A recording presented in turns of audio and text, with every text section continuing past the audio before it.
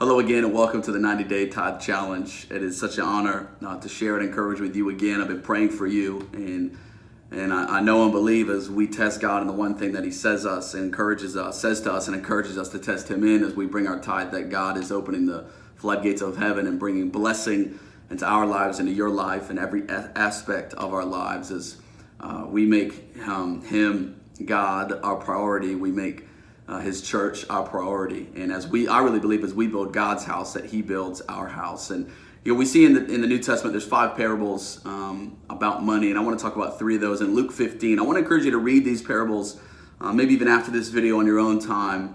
The parable of the lost sheep, the parable of the lost coin, and the parable of the lost son. 3 powerful parables that even I just read them again just now, and I'm so encouraged and overwhelmed, honestly, reminded about how heaven's priority is lost people.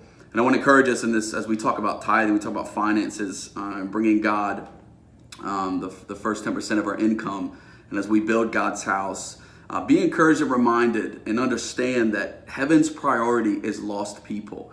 And these 3 parables remind us that Jesus would do anything to find the lost people. We see that God cares more about lost people.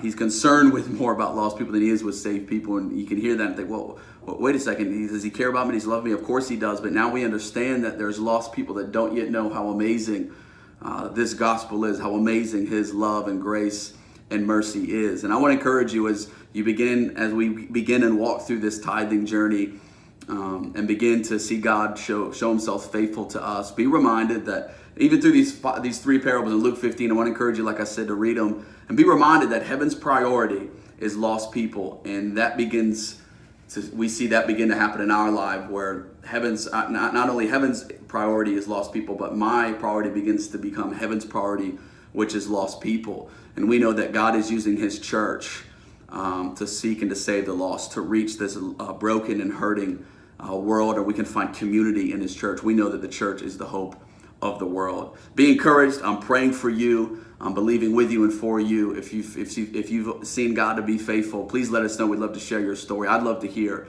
your story.